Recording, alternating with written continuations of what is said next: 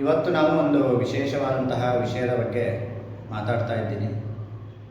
ತುಂಬ ಸಂಕ್ಷಿಪ್ತವಾಗಿ ನಿಮಗೆ ವಿಚಾರವನ್ನು ತಿಳಿಸ್ಕೊಡುವಂತಹ ಪ್ರಯತ್ನವನ್ನು ನಾನು ಮಾಡ್ತೀನಿ. ಆ ಥರದ ವಿಷಯ ಏನಪ್ಪ ಅಂತಂದರೆ, ಮಂತ್ರಕ್ಕೆ ಅಥವಾ ಜಪಕ್ಕೆ ಸಂಬಂಧಿಸಿದಂತಹ ಒಂದು ವಿಷಯ. ನಮಗೆ ಕೆಲವೊಂದು ಗೊಂದಲಗಳಿದೆ. ಮಂತ್ರವನ್ನು ಎಲ್ಲರೂ ಅಧ್ಯಯನ ಮಾಡ್ಬೋದಾ, ಅಥವಾ ಜಪವನ್ನು ಯಾರು ಬೇಕಾದರೂ ಕೂಡ ಮಾಡ್ಬೋದಾ ಅಂಥೇಳಿ ಒಂದು ಸಂದೇಹ ಬರುತ್ತೆ. ಇದನ್ನು ನಾವು ನೋಡೋದಾದರೆ, ಹೌದು, ಮಂತ್ರವನ್ನು ಜಪವನ್ನು ಯಾರು ಬೇಕಾದರೂ ಅಧ್ಯಯನ ಮಾಡ್ಬೋದು. ಮಂತ್ರವನ್ನು ಯಾವುದೇ ಜಾತಿ ಭೇದಗಳಿಲ್ಲದೆ ಮಂತ್ರವನ್ನು ಅಧ್ಯಯನವನ್ನು ಮಾಡ್ಬೋದು. ಹಾಗೆ ನಾವು ಈಗ ಸೋಷಿಯಲ್ ಮೀಡಿಯಾಗಳಲ್ಲಿ ಹಾಗೆ ಇನ್ನಿತರ ಹೊರಗಡೆನೂ ಕೂಡ ಕೆಲವು ಕಡೆ ನೋಡ್ತಾ ಇದ್ದೀವಿ. ಎಲ್ಲರೂ ಕೂಡ ಎಲ್ರಿಗೂ ಜಪದ ಉಪದೇಶವನ್ನು ಕೊಡ್ತಾ ಇದ್ದಾರೆ. ಅದಕ್ಕೆ ಯಾವುದೇ ಭೇದ ಭಾವವನ್ನು ತೋರದೆ ಮಂತ್ರದ ಉಪದೇಶವನ್ನು, ಜಪದ ಉಪದೇಶವನ್ನು ಎಲ್ಲರಿಗೂ ಕೂಡ ಕೊಡ್ತಾ ಇದ್ದಾರೆ. ಹಾಗೆ ಅದು ಸರಿಯೇ? ಈಗ ನೀವು ಸೋಷಿಯಲ್ ಮೀಡಿಯಾಗಳಲ್ಲಿ, ಇನ್ಸ್ಟಾಗ್ರಾಮಲ್ಲಿರ್ಬೋದು ಅಥವಾ ಫೇಸ್ಬುಕ್ಗಳಲ್ಲಿರ್ಬೋದು ಅಥವಾ ಯೂಟ್ಯೂಬ್ಗಳಲ್ಲಿರ್ಬೋದು, ನಿಮಗೆ ಈ ಜಪವನ್ನು ಮಾಡಿ, ಆ ಜಪವನ್ನು ಮಾಡಿ ನಿಮಗೆ ಧನ ಪ್ರಾಪ್ತಿ ಆಗುತ್ತೆ ಅಥವಾ ಇನ್ನೇನೋ ಆಗುತ್ತೆ ಅಂಥೇಳಿ ಅಲ್ಲಲ್ಲೇ ಜಪದ ಉಪದೇಶವನ್ನು ನಿಮಗೆ ಕೊಡ್ತಾ ಇದ್ದಾರೆ. ಇದು ಶಾಸ್ತ್ರೀಯಬದ್ಧವಾಗಿಯೂ ಕೂಡ, ಹಾಗೆ ಲೌಕಿಕ ಪ್ರಪಂಚದಲ್ಲಿ ಇದನ್ನು ನೋಡೋದಾದ್ರೂ ಕೂಡ ನಿಮಗೆ ಇದರಿಂದ ಒಳ್ಳೆಯದಕ್ಕಿಂತ ಕೆಟ್ಟದ್ದೇ ಹೆಚ್ಚಿನದಾಗಿ ನೀವು ಪರಿಣಾಮವನ್ನು ಪಡ್ಕೊಳ್ಬೋದು ಅಂಥೇಳಿ ನಾವು ಇದನ್ನು ನೋಡ್ಬೋದು. ನಿಮಗೇನು ಅನಿಸ್ಬೋದು ಇವಾಗ, ಯಾಕೆ ನಾವು ಜಪವನ್ನು ಮಾಡಬಾರ್ದ, ನಾವು ಉದ್ಧಾರ ಆಗಬಾರ್ದ, ಅಥವಾ ನಾವು ಮಂತ್ರವನ್ನು ಪಡಿಸಬಾರ್ದ ಅಂಥೇಳಿ ನಿಮಗೆ ಬರ್ಬೋದು. ಆದರೆ ನಾನು ಮೊದಲೇ ಹೇಳಿದ ಹಾಗೆ ಇದನ್ನು ಯಾರು ಬೇಕಾದರೂ ಕಲಿಬೋದು, ಯಾರು ಬೇಕಾದರೂ ಎಷ್ಟು ಬೇಕಾದರೂ ಜಪವನ್ನು ಮಾಡ್ಬೋದು. ಆದರೆ ಕೇವಲ ಒಂದು ಯೂಟ್ಯೂಬ್ಗಳನ್ನು ನೋಡಿಕೊಂಡು ಅಥವಾ ಕೇವಲ ಯಾವುದೋ ಒಂದು ಪುಸ್ತಕಗಳನ್ನು ಓದಿಕೊಂಡು ಕೆಲವೊಂದು ಮಂತ್ರಗಳನ್ನು, ಕೆಲವೊಂದು ಜಪಗಳನ್ನು ನೀವು ದಿನನಿತ್ಯವಾಗಿ ಪಠಣ ಮಾಡೋದಿರ್ಬೋದು, ಅಥವಾ ಯಾವುದ್ಯಾವುದೋ ಕೆಲಸ ಕಾರ್ಯಗಳನ್ನು ಮಾಡ್ತಾ ಮಂತ್ರವನ್ನು ಕೇಳೋದಿರ್ಬೋದು, ಅದು ಶಾಸ್ತ್ರೀಯವಾಗಿ ಸರಿಯಲ್ಲ. ಇದಕ್ಕೆ ಏನು ಮಾಡಬೇಕು ಅಂತಂದರೆ, ಸರಿಯಾಗಿ ಗೊತ್ತಿರುವಂತಹ ಗುರುಮುಖೇನ ನೀವು ಮಂತ್ರವನ್ನು ಅಧ್ಯಯನ ಮಾಡಬೇಕಾಗುತ್ತೆ. ಮಂತ್ರದಿಂದ ನಿಮಗೆ ಪಾಸಿಟಿವ್ ಎನರ್ಜಿನೂ ಕೂಡ ಸಿಗುತ್ತೆ. ಹಾಗೆ ಅದನ್ನು ತಪ್ಪಾಗಿ ಹೇಳಿದಾಗ ಅದರಿಂದ ನೆಗೆಟಿವ್ ಕೂಡ ಉತ್ಪತ್ತಿ ಆಗುತ್ತೆ.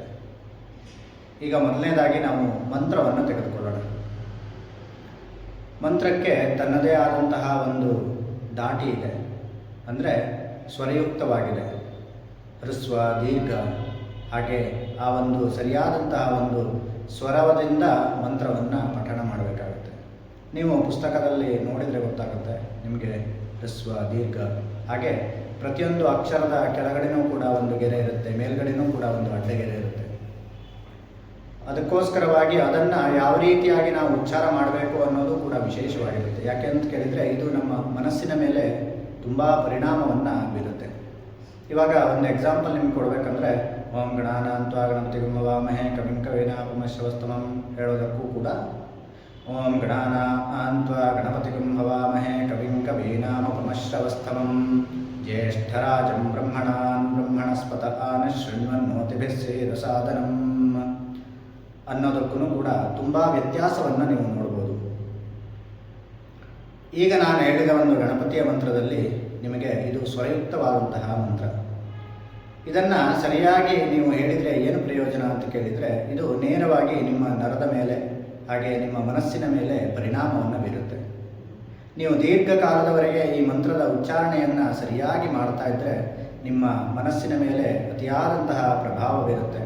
ಹಾಗೆ ನಿಮಗೆ ಗೊತ್ತಿಲ್ಲದೇ ಒಂದು ಪಾಸಿಟಿವ್ ಎನರ್ಜಿ ಅನ್ನುವಂಥದ್ದು ಅಲ್ಲಿ ರೂಪುಗೊಳ್ಳುತ್ತೆ. ಹಾಗೆ ಇದು ಆ ಒಂದು ಸ್ವರದಿಂದ ಆ ಒಂದು ಮಂತ್ರವನ್ನು ಹೇಳ್ತಾ ಇದ್ದಾಗ ಶ್ವಾಸಕೋಶದ ಮೇಲೆ ಹಾಗೆ ನಿಮ್ಮ ಹೃದಯದ ಮೇಲೆ ಇದು ತುಂಬ ಪರಿಣಾಮವನ್ನು ಬೀರುತ್ತೆ. ಅದಕ್ಕೋಸ್ಕರವಾಗಿಯೇ ಈ ಮಂತ್ರಗಳನ್ನು ಕೇವಲ ಮಂತ್ರಗಳಾಗಿ ಇಟ್ಟಿದ್ದಲ್ಲ, ನಮ್ಮ ದೇಹಕ್ಕೆ ಸಂಬಂಧಪಟ್ಟಂತಹ ಎಷ್ಟೋ ಒಳ್ಳೆಯ ವಿಚಾರಗಳನ್ನು ಇಟ್ಕೊಂಡು ಆ ಒಂದು ಮಂತ್ರವನ್ನು ರಚನೆಯನ್ನು ಮಾಡಿರುವಂಥದ್ದು. ಹಾಗಾದರೆ ಇದನ್ನು ತಪ್ಪಾಗಿ ಹೇಳಿದಾಗ ಏನಾಗುತ್ತೆ ಅಂತ ಕೇಳಿದರೆ, ದೇಹದ ಮೇಲೆ ಹಾಗೆ ಮನಸ್ಸಿನ ಮೇಲೆ ಒಂದು ಕೆಟ್ಟದಾದಂತಹ ಸ್ವಲ್ಪ ಪರಿಣಾಮಗಳು, ಅದು ಏನು ಅಂದರೆ ಉಲ್ಟಾ ಎನರ್ಜಿ. ಹೇಗೆ ನಮಗೆ ಒಳ್ಳೆಯ ಒಂದು ಎನರ್ಜಿ ಹೇಗೆ ಜೀವಕ್ಕೆ ಸಿಗುತ್ತೋ ಅದೇ ರೀತಿಯಾಗಿ ಅದರ ವಿರುದ್ಧ ದಿಕ್ಕಿನಲ್ಲಿ ಅದು ಪರಿಣಾಮವನ್ನು ಕೂಡ ಬೀರೋದು ಹೆಚ್ಚಿನ ಸಾಧ್ಯತೆಗಳಿರುತ್ತೆ. ಅದಕ್ಕೋಸ್ಕರವಾಗಿ ಮಂತ್ರಗಳನ್ನು ನೀವು ಕಲಿಬೇಕು ಅಂತಾದರೆ ಗುರುಮುಖೇನವಾಗಿ ಸರಿಯಾಗಿ ಕಲಿತಿರುವಂತಹ ಗುರುವಿನ ಬಳಿ ಹೋಗಿ ಅವರಿಂದ ಆ ಒಂದು ಮಂತ್ರವನ್ನು ಕಲಿತುಕೊಂಡು ನೀವು ಪ್ರತಿನಿತ್ಯವಾಗಿ ಅದನ್ನು ಪಠಣವನ್ನು ಮಾಡಿಕೊಂಡ್ರೆ ನಿಮಗೆ ಉತ್ತಮವಾದಂತಹ ಬೆಳವಣಿಗೆಯನ್ನು ನಾವು ಕಾಣ್ಬೋದು. ಹಾಗೆ ಮಂತ್ರವನ್ನು ಬಿಡಿ, ಮಂತ್ರ ಇವಾಗ ತುಂಬ ಅಧ್ಯಯನವನ್ನು ಮಾಡಬೇಕು ಇತ್ಯಾದಿಗಳು. ಈಗ ಅತಿ ಸರಳವಾಗಿ ನಮಗೆ ಸಿಗ್ತಾ ಇರೋದು ಏನು ಅಂತ ಕೇಳಿದರೆ ಜಪ. ನೀವು ನೋಡಿ 108 ಜಪಗಳು ನಿಮಗೆ ಸಿಗುತ್ತೆ. ಯಾವುದೇ ಒಂದು ಪುಸ್ತಕವನ್ನು ನೋಡಿದಾಗ ಅಥವಾ ಯಾವುದೋ ಒಂದು ಆರ್ಟಿಕಲನ್ನು ನೋಡಿದಾಗ ಅಥವಾ ನಿಮಗೆ ಯೂಟ್ಯೂಬ್ಗಳಲ್ಲಿ ಜಾಸ್ತಿ ಪ್ರಮಾಣದಲ್ಲಿ ನಿಮಗೆ ಜಪವನ್ನು ಹೇಳ್ಕೊಡ್ತಾ ಇದ್ದಾರೆ. ಈ ವಾರ ಈ ಜಪವನ್ನು ಮಾಡಿ ನಿಮಗೆ ಈ ರೀತಿಯಾದಂತಹ ಬದಲಾವಣೆ ಆಗುತ್ತೆ, ಈ ಜಪವನ್ನು ಮಾಡಿ ನಿಮ್ಮ ಎಲ್ಲ ಸಾಲಗಳು ತೀರಿ ಹೋಗುತ್ತೆ, ಇತ್ಯಾದಿ ಇತ್ಯಾದಿ ಇತ್ಯಾದಿಗಳು. ಅದನ್ನು ಮಾಡಬೇಕೋ ಬೇಡವೋ ಅನ್ನುವಂಥದ್ದು ಮೊದಲನೇದಾಗಿ ಅದನ್ನು ನೋಡಿದಾಗ ನಿಮ್ಮ ಮನಸ್ಸಿಗೆ ಬರಬೇಕಿತ್ತು. ಆದರೆ ಯಾರಿಗೂ ಕೂಡ ಬರ್ತಾ ಇಲ್ಲ. ಯಾಕೆ ಅಂತ ಕೇಳಿದರೆ ಕಷ್ಟ. ನಾವು ಕಷ್ಟಕ್ಕೆ ಪರಿಹಾರವನ್ನು ಅತಿ ಸುಲಭವಾಗಿ ಯಾವ ಹಾದಿಯಲ್ಲಿ ಸಿಗುತ್ತೆ ಅನ್ನೋದನ್ನು ನಾವು ವಿಚಾರ ಮಾಡ್ತಾ ಇರ್ತೀವಿ. ಅದು ಮನುಷ್ಯನ ಸಹಜ ಗುಣ ಕೂಡ ಹೌದು.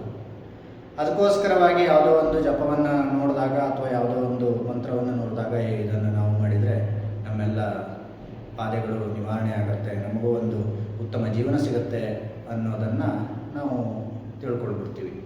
ಆದರೆ ಆ ಮಂತ್ರದಿಂದ ಏನು ದುಷ್ಪರಿಣಾಮಗಳಿದೆ, ಆ ಜಪದಿಂದ ಏನು ದುಷ್ಪರಿಣಾಮಗಳಿದೆ ಅನ್ನೋದನ್ನು ನಾವು ತಿಳ್ಕೊಳ್ತಾ ಇಲ್ಲ. ಇವಾಗ ವೆರಿ ಸಿಂಪಲ್ ಆಗಿರುವಂಥದ್ದು ಗಾಯತ್ರಿ ಮಂತ್ರ. ಆ ಗಾಯತ್ರಿ ಮಂತ್ರಕ್ಕೆ ಇರುವಂತಹ ಬೆಲೆಯನ್ನು ಪ್ರತಿಯೊಬ್ಬರೂ ಕೂಡ ಅದನ್ನು ಕಡಿಮೆ ಮಾಡ್ತಾ ಇದ್ದಾರೆ. ಹೇಗೆ ಅಂತ ಕೇಳಿದರೆ, ಗಾಯತ್ರಿ ಮಂತ್ರಕ್ಕೆ ಸರಿಯಾದಂತಹ ಉಪದೇಶ ಬೇಕು. ಇನ್ನೂ ನಿಮಗೆ ಸರಿಯಾಗಿ ಹೇಳಬೇಕು ಅಂತಂದರೆ ಗಾಯತ್ರಿ ಮಂತ್ರವನ್ನು ತಂದೆಯಿಂದ ಉಪದೇಶ ಪಡಿಬೇಕು. ಇವಾಗ ನಮಗೆಲ್ಲ ಏನು ಯಜ್ಞೋಪವೀತ ಧಾರಣೆಯನ್ನು ಮಾಡ್ತೀವಿ, ಮುಂಜಿ ಅಂತೇಳಿ ಕರಿತೀವಿ. ಆಗ ತಂದೆ ನಮಗೆ ಆ ಒಂದು ಗಾಯತ್ರಿ ಮಂತ್ರದ ಉಪದೇಶವನ್ನು ಕೊಡ್ತಾನೆ. ಹಾಗೆ ಇನ್ನಿತರ ಜಪ ಮತ್ತು ಮಂತ್ರದ ಉಪದೇಶವನ್ನು ಗುರು ಕೊಡ್ತಾರೆ. ಅದಕ್ಕೋಸ್ಕರವಾಗಿ ಆ ಒಂದು ಗಾಯತ್ರಿ ಮಂತ್ರಕ್ಕೂ ಕೂಡ ಸ್ವರಯುಕ್ತವಾದಂತಹ ಒಂದು ಮಂತ್ರ ಅದು. ಓಂ ಭೂರ್ಭುವಸ್ವ ತತ್ಸವಿತುರ್ವರೆಣ್ಯಂ ಭರ್ಗೋ ದೇವಸ್ಯ ಧೀಮಹಿ ಧಿಯೋ ಯೋ ನಃ ಪ್ರಚೋದಯಾತ್ ಅಂತೇಳಿ ಹೇಳಿ ಮುಗಿಸ್ಬಿಡ್ತಾರೆ. ಆದರೆ ಅದನ್ನು ಸರಿಯಾಗಿ ಹೇಗೆ ಹೇಳಬೇಕು? ಓಂ ಭೂರ್ಭುವಸ್ವ ತತ್ಸವಿತುರ್ವರೆಣ್ಯಂ ಭರ್ಗೋ ದೇವಸ್ಯ ಧೀಮಹಿ ಧಿಯೋ ಯೋ ನಃ ಪ್ರಚೋದಯಾತ್. ಈ ರೀತಿಯಾದಂತಹ ಸ್ವರಯುಕ್ತವಾದಂತಹ ಮಂತ್ರ ಅದು. ಹಾಗೆ ತುಂಬ ಪವರ್ಫುಲ್ ಆದಂಥ ಮಂತ್ರವೂ ಕೂಡ, ಅಂದರೆ ಜಪವೂ ಕೂಡ ಇದು. ಇದನ್ನು ನೀವು ಉಪದೇಶ ಇಲ್ಲದೆ ಅದನ್ನು ಮಾಡಲೇಬಾರದು. ಅದರಿಂದ ನಿಮಗೆ ಖಂಡಿತವಾಗಿಯೂ 1 ದಿನ 2 ದಿನಕ್ಕೆ ನಿಮಗೆ ನೆಗೆಟಿವ್ ಎನರ್ಜಿ ಗೊತ್ತಾಗದೇ ಇದ್ರೂ ಕೂಡ ಕ್ರಮೇಣವಾಗಿ ಅದರಿಂದ ದುಷ್ಪರಿಣಾಮಗಳನ್ನು ನೀವು ಕಂಡುಕೊಳ್ಬೋದು. ಅದಕ್ಕೋಸ್ಕರವಾಗಿ ನಾನು ನಿಮಗೆ ಒಂದು ಮಾಹಿತಿಯನ್ನು ತಿಳಿಸ್ತಾ ಇದ್ದೀನಿ ಅಂತಾದರೂ ಅಂದ್ಕೊಳ್ಳಿ, ಅಥವಾ ಇದೊಂದು ಎಚ್ಚರಿಕೆಯ ಸಂದೇಶ ಅಂತಲೂ ಅಂದ್ಕೊಳ್ಳಿ, ನೀವು ಹೇಗೆ ತಗೋತಿರೋ ಹಾಗೆ. ಆದರೆ ಇದು ಮಾಡುವಂಥದ್ದು ತಪ್ಪು. ಹಾಗಾದರೆ ಇದರಿಂದ ನಿಮಗೆ ಖಂಡಿತವಾಗಿಯೂ ಒಳ್ಳೆಯದಾಗಬೇಕು, ನಿಮ್ಮ ಜೀವನದಲ್ಲಿ ಇರುವಂತಹ ಎಲ್ಲ ಕಷ್ಟಗಳು ನಿವಾರಣೆ ಆಗಬೇಕು, ನಿಮ್ಮ ಮನಸ್ಸನ್ನು ನಿಮ್ಮ ದೇಹವನ್ನು ನೀವು ಕೇಂದ್ರೀಕೃತಗೊಳಿಸಬೇಕು, ಹಾಗೆ ದೇವರ ಮೇಲೆ ಹೆಚ್ಚಿನದಾದಂತಹ ಒಂದು ಮನಸ್ಸು, ದೇವರ ಪೂಜೆಯನ್ನು ಮಾಡುವಂತಹ, ದೇವರ ಮೇಲೆ ನಿಮ್ಮ ಮನಸ್ಸನ್ನು ಅಂಗೀಕರಿಸುವಂತಹ ಒಂದು ಕ್ರಿಯೆ ನಿಮಗೆ ಬೇಕು ಅಂತಂದರೆ ನಾಮಸ್ಮರಣೆಯನ್ನು ಮಾಡಿಕೊಳ್ಳಿ. ಸುಮಾರು ಎಲ್ಲ ಜಪಗಳಿಗೂ ಕೂಡ ಬೀಜಾಕ್ಷರಗಳಿರುತ್ತೆ. ಬೀಜಾಕ್ಷರ ಅಂತಂದರೆ ಏನು ಅಂತಂದರೆ, ಇವಾಗ ಓಂ ನಮಃ ಶಿವಾಯ ಅಂತ ಹೇಳಿದರೆ ಆ ಶಿವಾಯದ ಹಿಂದೆ ಓಂ ನಮಃ ಅಂಥೇಳಿರುತ್ತಲ್ವ, ಅದು ಬೀಜಾಕ್ಷರ. ಓಂ ಆಂ ಹ್ರೀಂ ಕ್ರೋಂ ಈ ಥರ ಎಲ್ಲ ಬೇರೆ ಬೇರೆ ಮಂತ್ರಗಳು ಬರುತ್ತೆ. ಅದನ್ನು ಸರಿಯಾದ ಗುರುವಿನ ಉಪದೇಶ ಇಲ್ಲದೇ ಅದನ್ನು ಯಾರಿಗೂ ಪಠಣ ಮಾಡೋದಕ್ಕೆ ಅಥವಾ ಯಾರಿಗೂ ಅದನ್ನು ಜಪ ಮಾಡೋದಕ್ಕೆ, ಜಪ ಅಂದ್ರೇನು ಪುನರಾವರ್ತಿ, ಒಂದೇ ಮಂತ್ರವನ್ನು ಪದೇ ಪದೇ ಪದೇ ಪದೇ ರಿಪೀಟ್ ಮಾಡ್ತಾ ಇರೋದು, ಅದನ್ನು ಮಾಡೋದಕ್ಕೆ ಅಧಿಕಾರ ಇಲ್ಲ. ಅದಕ್ಕೋಸ್ಕರವಾಗಿ ಇದನ್ನೆಲ್ಲ ನೀವು ಮಾಡುವಾಗ ಸೋಷಿಯಲ್ ಮೀಡಿಯಾದಲ್ಲಿ ಏನು ಮಂತ್ರಗಳು ಕೊಡ್ತಾ ಇದ್ದಾರೆ, ಉಪದೇಶವನ್ನು ಕೊಡ್ತಾ ಇದ್ದಾರೆ, ಅದನ್ನೆಲ್ಲ ಉಪದೇಶವನ್ನು ತೆಗೆದುಕೊಳ್ಳುವಾಗ ಸ್ವಲ್ಪ ಎಚ್ಚರಿಕೆಯನ್ನು ವಹಿಸಿ. ಇದೆಲ್ಲ ಸರಿಯಾದ ಮಾರ್ಗ ಅಲ್ಲ. ಜಪಕ್ಕೆ, ಮಂತ್ರಕ್ಕೆ ಉಪದೇಶವನ್ನು ಈ ರೀತಿಯಾಗಿ ಕೊಡುವಂಥದ್ದು. ಅದಕ್ಕೆ ಕೆಲವೊಂದು ನಿಯಮಗಳಿದೆ. ಆ ಒಂದು ನಿಯಮಗಳನ್ನು ನೀವು ಅನುಸರಿಸಿಕೊಂಡು ನೀವು ಆ ಜಪವನ್ನು ಕಲೀರಿ, ಮಂತ್ರವನ್ನು ಕಲೀರಿ. ಮನೆಯಲ್ಲಿ ಪ್ರತಿದಿನ ಅದನ್ನು ಪುನರಾವರ್ತನೆಯನ್ನು ಮಾಡಿ. ಹಾಗೆ ಎಲ್ಲರೂ ಸರ್ವೇ ಸಾಮಾನ್ಯವಾಗಿ ಯಾವುದೇ ನಿಮಿತ್ತ ಇಲ್ಲದೆ ಎಲ್ಲರೂ ಪಠಣವನ್ನು ಮಾಡಬೇಕು ಅಂತಂದರೆ ಏನು ಮಾಡಬೇಕು ಅಂದರೆ ನಾಮಸ್ಮರಣೆಯನ್ನು ಮಾಡಿ. ಶ್ರೀ ಗಣೇಶಾಯ ನಮಃ ಅಂತೇಳಿ ಹೇಳಿ, ಅಥವಾ ಶ್ರೀರಾಮ್ ಜೈ ರಾಮ್ ಜೈ ಜೈ ರಾಮ್ ಅಂತೇಳಿ ಹೇಳಿ, ಈ ರೀತಿಯಾದಂತಹ ಬೀಜಾಕ್ಷರಗಳಿಲ್ಲದಂತಹ ಮಂತ್ರವನ್ನು ನೀವು ಪಠಣವನ್ನು ಮಾಡ್ಬೋದು. ಇದಕ್ಕೆ ನಾಮಸ್ಮರಣೆ ಅಂತೇಳಿ ಹೇಳ್ತೀವಿ. ಯಾವುದೇ ನಿಮ್ಮ ಇಷ್ಟ ದೇವರ ಒಂದು ಹೆಸರನ್ನು ನೀವು ಅದನ್ನೇ ಪದೇ ಪದೇ ಪದೇ ಪದೇ ಪುನರಾವರ್ತನೆಯನ್ನಾಗಿ ಮಾಡುವಂಥದ್ದು.